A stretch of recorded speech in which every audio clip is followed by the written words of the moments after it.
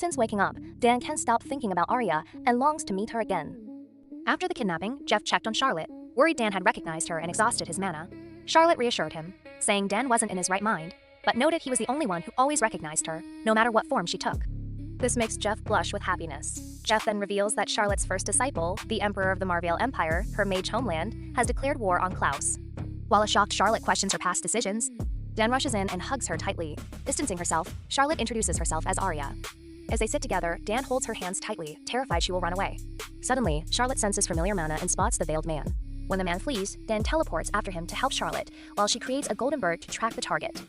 Dan nearly catches the swift veiled man, but the runaway summons demons. Forced to choose, Dan stops his pursuit to save the nearby villagers from the demon attack. Charlotte chased and ambushed the man from a building, but instead of dodging, he opened his arms to catch her. She punched him, but he nearly evaded her next attacks, briefly grabbed her, and fled. Charlotte gave chase until sudden dizziness hit, but she feigned being more hurt when she noticed the man's nervous action. When the veiled man rushed back in concern, she revealed it was a ruse, quickly capturing and unmasking him. To her shock, it was her fifth disciple, Ivan. Ivan broke her golden mana chains using his own power, whispering that he wasn't actually Ivan. Before a stunned Charlotte could question him, Jeffrey launched a surprise attack from behind. Ivan scooped up Charlotte to shield her, sparking a fierce duel between the two men. Charlotte intervened to stop the fight, causing Jeffrey to surrender, but Ivan vanished, leaving a message that they would meet again in Marvale. Emperor Carsilian read a letter from the Klaus Empire requesting a peace delegation. When his assistant asked if war was looming, Carsilian smiled mysteriously. The white-haired man then transformed into a young red-haired form, fully prepared for their arrival. Charlotte sensed someone watching her. A young girl suddenly appeared and gasped at Charlotte's golden eyes, the same eyes as the legendary Archmage she had only heard about. Intrigued, she stepped closer. Instantly, Dan jumped between them to protect Charlotte. The girl revealed she was the Empress of Klaus. She was sending a peace delegation to Marvale, but Carsilian demanded they hand over Arya Leeson or face war. Hearing Arya's name, Charlotte turned pale. Confused by her disciple's demand, she listened as the Empress promised to protect Arya and pleaded for Charlotte's help to prevent a war. On the day of Arya's departure from Marvale, her friends were filled with sadness. Judith in particular grew hostile, acting as though she wanted to kill those who had summoned Charlotte. Meanwhile, during her journey, Charlotte recalled how Jeffrey's behavior had shifted. He had given her a mana potion, desperate to bind her to him so she would look only at him. At the delegation meeting, Arya was greeted by Fenley, leader of the Klaus Knights. When she learned Marvale had sent mages through a teleportation gate, she grew anxious and hid behind a knight. When the magic circle activated, 4 men appeared: a mage, the Emperor's assistant, the Crown Prince, and a familiar face. Arya froze as their eyes met. It was her first disciple, Carsilian. But because he appeared in a much younger form, no one else recognized him as the Emperor. Upon seeing Carsilian, Arya instinctively fled. He chased her down when Arya nearly hit a tree branch. Carsilian caught her. She curiously asked why he didn't just use magic to catch her. He confessed he wasn't a mage. Carsilian was entirely sure this girl was not his former master. If she were, he would have known for certain. Carsilian suspects that Arya is his missing master, so he diverted the teleport gate and sent everyone to the Path of Ordeals, the place where Archmage Charlotte once fought the Calamity, to see how Arya would react in danger. For a brief moment, Carsilian sensed his master's aura from Arya. He was surprised when Arya kicked him into the monster's lair and ordered him to clean up the mess himself. Since Arya lacked enough mana, she drank the potion Jeffrey had given her. To her surprise, it wasn't an ordinary mana potion. It was infused with the Swordmaster's aura. Ivan suddenly appeared and punched the man helping Arya, saying he didn't like the blue aura surrounding her. When he effortlessly dodged all of Arya's attacks, she began to worry. After dealing with the monsters, Carsilian returned and created a magic barrier to keep their conversation private. He accused Ivan of stealing Vulcan's heart from Marvale and declared he was taking him in. Ivan resisted and broke free. When Arya tried to stop him, Ivan gently took her hand, kissed it, and bid her goodbye. Carsilian is convinced that Arya was his master because of how much she reacted and cared for Ivan. He introduced her as Archmage Charlotte's 6th disciple to hide her true identity. Jeff tells Arya that he found her 2nd disciple, Yuria, who is now with a new master and involved in a suspicious organization. Carsilian reveals that Yuria fell into a deep slumber after trying to cast a time reversal spell during the Phantom Forest disaster. Charlotte found Urian but ended up being captured after she revealed that she's her true master. Even though Urian had imprisoned her, Charlotte still cared for her. When Urian's fake master discovered what she was hiding and slapped her, Charlotte stepped in and used her power to take the fake master down. The fake master urged Urian to kill Charlotte, and Urian hesitated. But when Charlotte put on her eye patch, Urian remembered that she was her real master and turned her arrow on the fake master instead. Urian finally remembered Charlotte. Meanwhile, Dan fought off a demon heading their way and was surprised to see Charlotte wearing an eye patch, leaving him confused whether she was still Arya or had become Charlotte again. Evan appeared and revealed that he was the leader of the suspicious organization. He then asked Charlotte if she would hate him for it. Evan's eyes turned red as he called Charlotte master. She rejected him, saying the real Ivan never called her that. He activated the Cataclysm fragments and boasted about his dark powers, but froze when Charlotte suddenly began to bleed. In Marvale, Jeffrey suddenly started bleeding too, as his life was linked to Charlotte's through a forbidden spell. Realizing she was in danger, he immediately rushed to tell Carsilian. Jeffrey arrived with knights and mages from Marvale, telling Charlotte she didn't have to carry everything alone because her magic and her sword were with her. To stop the cataclysm fragments, Charlotte focused on the ceiling while Jeffrey took on Ivan. Marvale's head mage, Vermont, was stunned by how quickly the spell worked. As the mages transferred their mana to Arya, she confidently led both the disciples and the mages, making him suspect she might be the Grand Sorcerer herself. As Jeffrey nearly defeated Ivan, a scar suddenly appeared on his face, a sign that Charlotte was in danger. She was attacked by Urian's false master, who had been possessed by a demon. Annoyed by the cut on Charlotte's face, Ivan killed the demon without hesitation. Afterwards, Charlotte kicked him and declared it was the last time she would offer him her hand. Ivan simply smiled, took it, and chose to go with her. Upon returning to Marvale, Charlotte inspected Jeffrey's body to find the forbidden spell he used to bind his life to hers. He refuses to undo it, fearing he'll lose her again. Shocked by how deeply attached he's become, she remained quiet but still eager to reverse the spell. Though Ivan returned with Charlotte willingly, he was imprisoned. When Charlotte questioned him about the cataclysm, Ivan admitted he no longer cared about it, only that she had abandoned him and never wanted him around. As Charlotte grabbed his collar, his eyes turned red, showing the cataclysm's power. With no useful answers to get, Charlotte knocked him unconscious. Meanwhile, Jeffrey tells Carsilian he's taking Ivan to Klaus. Charlotte suspects Ivan willingly returned to Marvale because he's planning something. After all, Marvale is a land overflowing with mana, magic stones, and powerful sorcerers. Carsilian strongly opposes, reminding him that Charlotte had severed ties with Marvale's royalty. As the new emperor, he will reinforce what's best for Marvale. Following Ivan's capture, a demonic beast attacked Marvale. Dan and Yuria rushed to defend the kingdom, while Carsilian recognized the creature as Shaniel of the West, a powerful beast controlled by someone possessing a cataclysm fragment. The controller demanded Ivan's release, or the villagers would be slaughtered, as demonic beasts swarmed the kingdom. Arya's friends came to visit her but arrived just as the demonic attack began. Suddenly, Judith's personality changed, and she spoke as if she were someone else. Moments later, she vanished, leaving behind a trail of butterflies. Her brother could only watch in confusion and amazement. Charlotte and Jeffrey secretly brought Ivan out of Marvale with Vermont's magic, to avoid Carsilian's notice. Following a familiar butterfly trail, Charlotte sensed Eldo nearby, and realized her mana had stabilized. Eldo despised humanity for exploiting her kind, but she's now in Marvale disguised as Judith, Arya's childhood friend from Klaus. The butterflies led Charlotte to Eldo, where she found the demonic beast. Charlotte asked if her fourth disciple still resented her for leaving. As the demonic beast attacked, Eldo transformed into a giant fairy and saved her, asking, how could she ever be disappointed to her master? After defeating the demonic beast, Charlotte learned that Eldo had secretly followed her in Klaus, often disguising herself as Judith just to stay by her side. Eldo revealed she hated Ivan for returning with the Cataclysm soul and urged Charlotte to kill him before it was too late. Moments later, Eldo turned into a potted flower. Charlotte then assigned Dan to help Carsilian track the Cataclysm and sent Yuria to seek the Forest Spirit's aid. Though reluctant, they agreed after Charlotte promised she wouldn't leave again. Leaving Eldo to protect her childhood friends, Charlotte set off after Jeffrey and Ivan. Without Charlotte's knowledge, Jeffrey took Ivan to Evpadra, an immortal master who can see a person's true identity. He declared that Ivan is the Cataclysm. While Jeffrey and Carsilian seek to destroy the Cataclysm to protect Charlotte and both kingdoms, Charlotte refuses to harm her disciples. Jeffrey told Ivan he didn't deserve to stay by Charlotte's side, but Ivan shattered Jeffrey's ring he uses to contact Charlotte, as he warns him to stop getting between them. Enraged, Jeffrey attacked Ivan and slashed his stomach. When Charlotte arrived, she was furious to find Ivan badly wounded. Frustrated with Jeffrey, she declared she'd work independently. Jeffrey pleaded that it was too dangerous and begged her to listen, but Ivan played up his injury, prompting Charlotte to shield him from Jeffrey. Charlotte tried to convince Jeffrey that the Cataclysm was long gone, but he reminded her that if she died, he would die too. She assured him she wouldn't get hurt. As Charlotte teleported away, Jeffrey suddenly confessed that he loves her. Startled, she was about to turn back, but Ivan covered her eyes and whisked her away. Heartbroken after his confession, Jeffrey returns to Klaus and vows to lead the knights in eradicating the Cataclysm fragments. Charlotte and Ivan are teleported to the demon village of Moloch, where the village leader binds them with a powerful chain spell. Ivan breaks the chains, but only after Charlotte makes him a promise. The children of Moloch save Charlotte and Ivan as the leader sends them as living sacrifices. They discover a necklace infused with the Cataclysm's power, the source of the demonic strength. Inside the dungeon, they encounter the man-eating Belazima. As Charlotte prepares a powerful spell to save those trapped inside the monster, Ivan stops her, unwilling to let her overuse her magic. After successfully saving Moloch, the wielder of the Cataclysm realizes their seed in the village has been destroyed. Unfazed, they shift their attention to Marvale, where Jeffrey, the master swordsman, has arrived with his knights. Jeffrey returns to Marvale to join forces with Carsilian in hunting down the Cataclysm. Unbeknownst to them, a mysterious man has already infiltrated the kingdom, eager to meet Charlotte. Ivan takes Charlotte through a portal while pursuing the Cataclysm, leading them to a party in Monline. There, they meet Baron Chase, whose necklace bears the Cataclysm's power. He then reveals his plan to slaughter everyone in Monline. Meanwhile, Jeffrey together with his knights teleported to Monline too, using Vermont's magic sickle, not knowing that he's very close to Charlotte. After hearing the Baron's plan, Charlotte punches him down the stairs, exposing his scheme to spread explosive demonic frogs across Monline. As a giant frog appears, Jeffrey arrives just in time to save Charlotte from the blast, while she quickly devises a way to minimize the destruction. Jeffrey initially refuses to let Ivan join the plan, but Charlotte insists she needs a powerful sorcerer. Before stepping aside, Jeffrey warns that if Charlotte gets hurt, he'll become his enemy. Charlotte entrusts Furmon with opening a massive portal to pull every demonic frog into the sky. As Ivan begins the magic circle, the mysterious demon tempts him to awaken the cataclysm.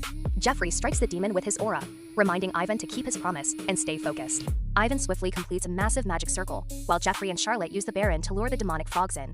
When it proves insufficient, Charlotte casts a charm to draw every remaining frog into the portal. Ivan is stunned, knowing she shouldn't be pushing her mana any further. Charlotte senses a dark presence beside the dying Baron and recognizes Pale Leehart, the man believed to be dead after exploiting the fairy's power to revive the cataclysm. Ivan attacks immediately, but Jeffrey arrives and demands to know Ivan's connection to the madman. Dan suddenly appears, possessed by Trock's egg, a demonic beast that devours everything around it, using living beings as nourishment to hatch. Jeffrey is caught off guard by Dan's sudden attack. Jeffrey moves to strike Dan, but Charlotte stops them both by telling Dan that she's actually a man.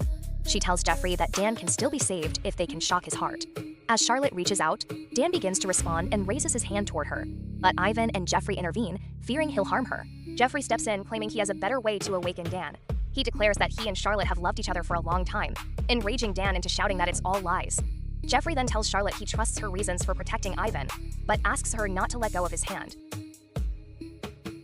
Pale Leehart attacks again, targeting Dan. While Jeffrey confronts him, he entrusts Dan with protecting Charlotte. Pale then reveals the cataclysm must be revived to save Charlotte's life, forcing Jeffrey to choose between his kingdom and his love, driving him into a rage. Meanwhile, Ivan asks Charlotte to choose him. She senses something is wrong with Jeffrey's aura and tells Ivan she already made her choice the day she accepted him as her disciple. Now, it's his turn to choose his own path. Confused, Charlotte watches as Jeffrey becomes consumed with rage, determined to kill Pale Leehart. As Jeffrey chases the cataclysm fragment into a portal, Charlotte grabs him using her golden mana thread, begging him to stop and reminding him not to let go of her hand. Just as Jeffrey reaches for her, Ivan pulls Charlotte away, having made his choice, and Jeffrey is dragged into the portal. In Marvale, the cataclysm fragment approaches Louis Corsillion's illegitimate son, seeking the crown prince's body. Meanwhile, Jeffrey returns from the portal with no memory of Charlotte or what happened inside. Charlotte found herself trapped in a dimension cut off from the real world. Desperate to escape, she leaped from the terrace, but a mute woman rushed forward to catch her. Before she could hit the ground, Ivan caught her instead, pulling her into a tight embrace, his face filled with worry. Charlotte responded with a sharp slap across his face. Heartbroken, Ivan told her that once everything was over, she could kill him if she wanted. Charlotte gently cupped his face and shook her head. She never wanted to hurt him. She left saying if he truly intended to keep her trapped in this world, he would have to break her arms and legs first. Having lost all memories of the time he spent with Charlotte, Jeffrey chose to return to Klaus. Eldo appeared with a warning.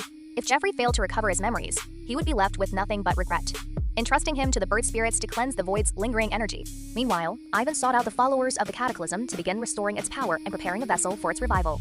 Jeffrey returns to the room where he spent most of his time in the mansion, but finds nothing until he senses his own aura sealing a hidden chamber. Inside, he reunites with Deloigneur, the infamous high sorcerer who imprisoned himself to help Jeffrey protect the kingdom and Charlotte. Deloigneur tells him he must recover his memories. Jeffrey is left stunned as he sees a massive portrait of himself beside Charlotte. Charlotte finds it difficult to escape the dimension wearing two magical items to seal her mana until Urien suddenly showed up and brought her to Klaus to meet Jeffrey. Charlotte and Urien travels to the Klaus Empire secretly. Jeffrey spots two figures and mistakes them for intruders, firing at them. Shocked, Charlotte tells Urien to run to avoid causing a commotion. Jeffrey pursues them until he catches up to Charlotte, falling speechless when she gently calls him Jeffrey, a name no one else uses, spoken with warmth and concern. Urien catches up, upset that Jeffrey holding Charlotte so tightly. Soon, the Empire's knights and the Empress arrive, demanding Aria's surrender. Urien steps in to protect her master, but Charlotte stops her, saying she would like to meet the Empress not as Aria Leeson, but as Charlotte Eleanor. Jeffrey barges into Charlotte's room, insisting on speaking with her alone. She quickly realizes his strange behavior is because he's lost his memories of her. As Charlotte steps closer to check if he's all right, Jeffrey gently cups her face and leans in for a kiss, only for a flustered Charlotte to accidentally headbutt him in shock. Convinced they're lovers, Jeffrey presses Charlotte to admit she came to see him. She admits she did, but denies they're in a relationship. Hurt by her answer, Jeffrey tells her to stop treating him however she wants before walking away. Charlotte meets the Klaus Empress to request high-grade magic stones, determined to create a spell that will restore the Grand Duke's lost memories. Jeffrey refuses to see Charlotte, so she forced herself into his room, while Urien holds off the knights outside. She insists he eat the black magic stone, but Jeffrey notices the blood on her forehead and the identical wound on his own, unable to remember the bond spell between them. Suspicious, he's left stunned when Charlotte swallows the stone herself and transfers it to him with a kiss. As she pulls away, Jeffrey stops her, admitting he can't stop thinking about her and promising he'll take the magic stone. The Cataclysm is finally reborn through Ivan's body. As his memories return, he recalls the day he first met Charlotte, the most beautiful moment he had ever known. Charlotte recalls Jeffrey's words before he lost consciousness and realizes she's the one who should be speechless. After all the time they spent together, she only now understands his feelings. Determined to set everything back to normal, she begins by breaking the forbidden life-binding spell Jeffrey cast on them, finally reclaiming her magic to undo the powerful enchantment. Jeffrey suddenly awakens as fragments of his lost memories return. He rushes to find Charlotte, embracing her tightly and begging her not to leave him again. Realizing he hasn't regained all his memories yet, Charlotte gently tells him to rest. After giving him one last kiss, she quietly walks away. In Marvale, Cressilian's suspect's Crown Prince Gerard has been possessed and forces the Cataclysm fragment out of his body. But once freed, it turns on Cressilian, attempting to possess him instead. Meanwhile, Vermon confronts Louis over the missing sealing stone, only to learn Louis swallowed it himself. As the skies turn purple and demonic beasts begin attacking, Charlotte realizes a cataclysm has begun. She rushes to confront Ivan and strikes at the cataclysm's manifestation. But Ivan pulls her back with the magic bracelet, leaving her trapped. Back in Marvale, Vermon rushes to Cressilian's aid, only to find him possessed by the cataclysm. Eldo purges the corruption with a magic thorn, but Cressilian remains badly weakened. Even then, he proudly reminds Eldo that he is the only first disciple of the Grand Sorcerer. After breaking the magic bracelet binding her to Ivan, Charlotte unleashes a massive magic circle to stop the cataclysm's manifestation. She reveals she waited for Ivan to abandon the dark power on his own, because despite everything, she still believed he was the Ivan she knew. But the cataclysm, born from countless sacrifices, needs a vessel strong enough to contain its power. And Charlotte is the perfect one. Ivan recalls the day Charlotte accepted his curse and accepted him as her fifth disciple. Golden mana engulfs Marvale, driving back the purple sky and defeating the demons as Charlotte takes the cataclysm's curse upon herself once again. Ivan desperately begs Charlotte to let him bear the cataclysm instead, urging her to kill him and become Marvale's hero as she once did. But Charlotte refuses and takes the cataclysm's power. As the darkness leaves him, Ivan's true appearance returns, and the ominous force finally disappears from Marvale. Jeffrey awakens with all his memories restored. He breaks down upon realizing she's gone, and that she severed their only connection, the bond spell. Believing his feelings never reached her, Sylvain handed him a letter. In it, Charlotte explains it's not a farewell. She didn't disappear. She simply wanted him to know she finally realized she wanted to live in a warm, peaceful world with him. Cressilian grows weaker as the cataclysm fragment transfers into his body. While Vermon, Yuria, Dan, and Eldo stay by his side, Jeffrey arrives unexpectedly. Charlotte's disciples immediately surround him, eager for any news about their master. Then Jeffrey drops a bombshell. He'll soon be living with Charlotte. The disciples are left utterly disgusted by the announcement. Charlotte brings Evan to the Calderon Mountains, the perfect place to carry out her plan. Evan vows to protect Charlotte, just as he promised long ago. To him, she's his entire world. Charlotte finally reveals her plan to create a new cataclysm, and nothing can stop it. Meanwhile, Jeffrey reveals Charlotte's plan to the rest of her disciples. Charlotte believes that her power and the cataclysm's power originate from the same source, though the memory behind it has long been forgotten. By merging the two into one, she hopes to erase the cataclysm forever. Overhearing the conversation, Cressilian strongly opposes the plan. He fears that creating a new cataclysm could cost their master's life. In the end, Yuria teleports to follow her master. Jeffrey reaffirms his resolve to stand by Charlotte's side, no matter what, even if she chooses the path of world destruction. Charlotte uses Evan as bait to lure the demonic beasts toward her. As they swarm in, she activates a massive magic circle to recreate the cataclysm. Instead of offering a living sacrifice, she sacrifices the demonic beasts themselves. The curse she bears quickly takes its toll, leaving Charlotte's body dangerously weakened. Watching Charlotte suffer, Evan desperately begs her once again to make him the cataclysm instead, convinced that her plan will only lead to her death. Just then, a black dragon devoted to the cataclysm appears. He reveals that for the master of the cataclysm to fully awaken, they must be driven into a state of extreme shock. To achieve that, he declares that the quickest way is to kill Charlotte. Charlotte simply smiles and binds the black dragon with her golden mana chains. But her vision went dark with the cataclysm, expecting that she would come for him. Charlotte snaps back to reality, just as Jeffrey arrives, carrying Cressilian. Dan saved her from the black dragon's attack, while Yuria joins to support them too. Meanwhile, Eldo knocks Evan unconscious to keep him out of the way. Vermon brought Louis, who swallowed the sealing stone. He teamed up with the fragment of darkness who's inside Carthilion. Charlotte sensed dark energy. Carthilion is holding his ground, but eventually it will become poisonous.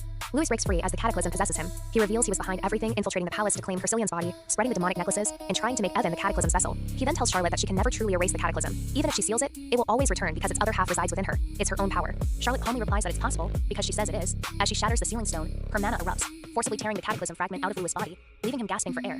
Evan awakens from a dream where he saw the young Charlotte and the cataclysm's original vessel. Though it was only a dream, he realizes he can only follow the Grand Sorcerer's path. Troubled by an organization searching for the legendary golden mana, the Grand Sorcerer kept Charlotte and her powers hidden.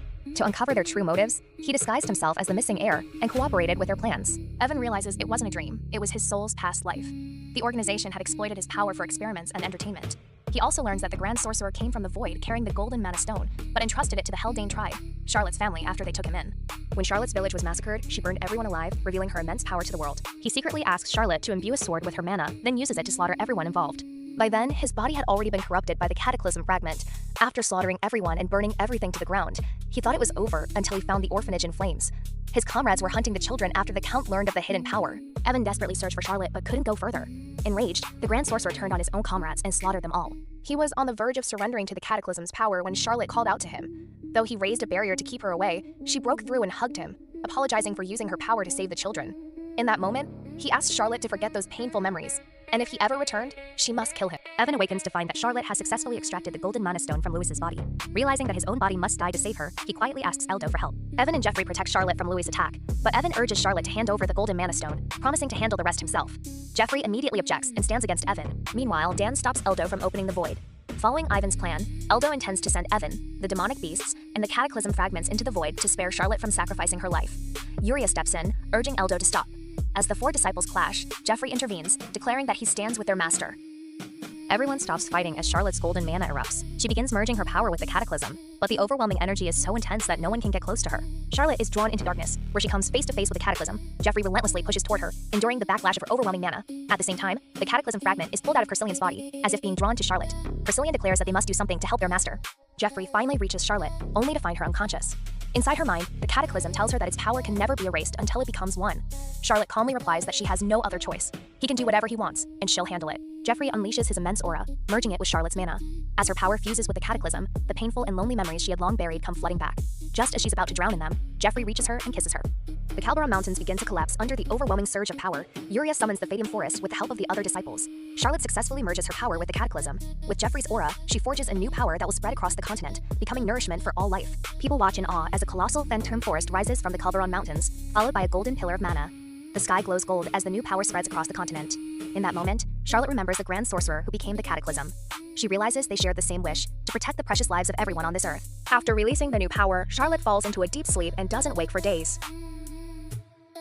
Charlotte woke up to find Jeffrey staring at her and accidentally bumped her head into his. He tried to comfort her for losing the power she'd carried for over 120 years, but he was the one who broke down in tears.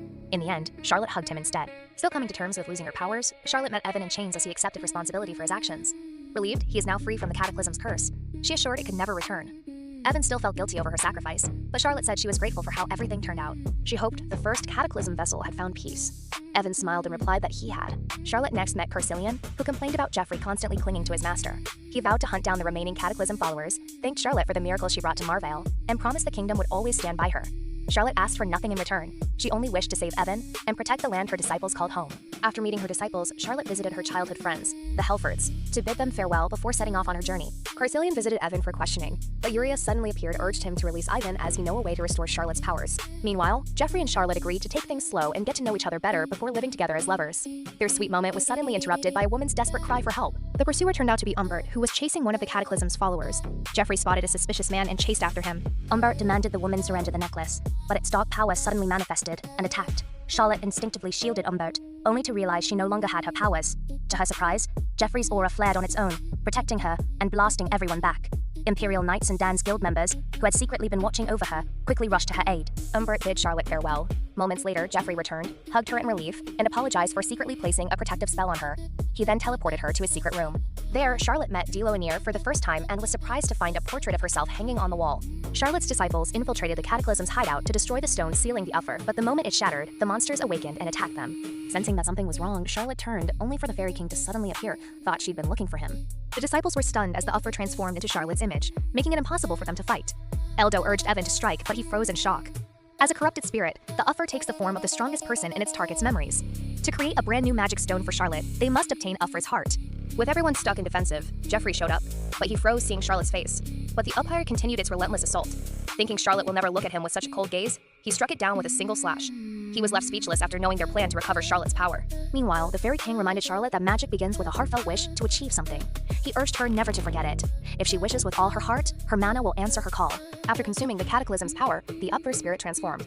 Meanwhile, Charlotte asked Deloanier to take her to where Jeffrey and her disciples were. The Uffer spirit transformed into a devil, so made it easier to attack it, but every blow only made it stronger. Growing impatient, Jeffrey relentlessly unleashed one attack after another. Then, he suddenly sensed a magic gate opening behind him. Dropping his sword without hesitation, he rushed forward and caught Charlotte as she fell from the portal. As the Uffer charged toward Jeffrey and Charlotte, Evan and Eldo quickly shielded them. They then explained the situation to Charlotte. She knew that the Uffer is explosive. Attacking it directly would only make the blast even stronger. Charlotte decided they should leave it alone, because it would explode on its own and take the dark power with it. But the disciples hesitated to follow her orders, determined to obtain the spirit's heart. Charlotte asked if she's no longer worthy of being their master without magic. The question left them on the verge of tears as they insisted that was never the reason. Charlotte told Evan to leave the Uffer spirit alone, but he refused, promising that this would be the last time he disobeyed her. In response, Charlotte smacked him and firmly declared that if she truly wanted her powers back, she could reclaim them herself. But the spirit stirred to transform again. Charlotte asked Yuria to summon the Fentium Forest, as it would calm the Uffer spirit. Once it finished taking a new form, they need to purge it, no matter what it became. To everyone's shock, the spirit transformed into Jeffrey's image. Everyone got worked up, believing this was their chance to finally kill the Uffer spirit now that it had taken Jeffrey's form. As the disciples relentlessly attacked, the spirit ignored them and keeps following Charlotte's way. Confused, Charlotte wondered why it had chosen Jeffrey's face. It wasn't hostile and seemed to have no desire to fight. The Uffer spirit broke free from the disciples and charged straight toward Charlotte. Refusing to let her go, Jeffrey kept her in his arms. But instead of attacking, the Uffer spirit simply stared at Charlotte. Then, to everyone's shock, it spoke for the first time and asked Charlotte what she wants. Jeffrey replied, "What if we want your heart?" But it remained silent. Charlotte gently asked the spirit, "What is it that you want?" Uffer confessed that he only wished to return to the forest.